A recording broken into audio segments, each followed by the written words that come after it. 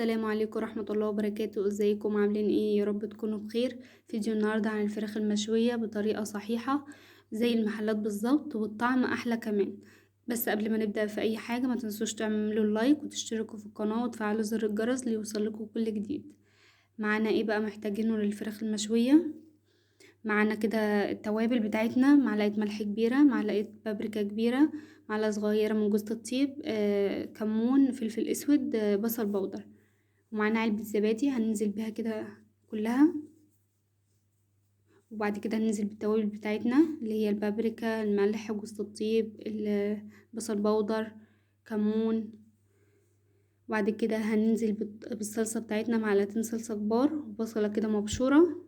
وبعد كده هننزل بالتوابل بقى اللي هي الجافة اللي هي القرفة والورق اللوري وحبهان، ونقلبهم كلهم كده مع بعضيهم. وبعد كده هننزل بمعلقتين زيت، معلقتين زيت كده كبار، ونقلب التتبيلة كلها كده مع بعضيها، نقلبهم كويس. وبعد كده هننزل بمعلقتين كبار من العسل الابيض كده. هننزل، انا هحط كمان شويه عشان دي كانت معلقه صغيره بس. ونقلبهم بقى كلهم كده مع بعضيهم. بجد الوصفه دي تحفه جدا، وان شاء الله لو جربتيها هتطلع معاكي النتيجه جميله جدا. هنا معانا الفرخه بتاعتنا هنحطها كده في التتبيله. هنحش بقى المعلقه ونعمل بايدينا، طبعا ايدينا مغسوله ونضيفه قبل ما نبدا في اي حاجه. هندخل التتبيله في كل حته من الفراخ عشان تطعم بيها.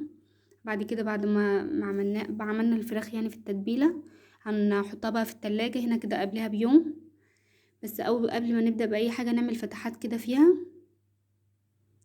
عملنا كده فتحتين، والناحيه التانية برضو هنعمل الفتحه، والورك برضو نفتحه ونعمل فتحات فيه عشان التتبيله تخش وتطعم. يعني اللي ياخد كده الورك ولا اي حاجه اللي عمل طعامها بالتتبيله وشربة من التتبيله. نعمل الناحية التانية. بعد كده هنسيبها بعد ما خلاص خلصنا، هنلفها بستريتش وندخلها بقى التلاجة. ده كده قبلها بيوم.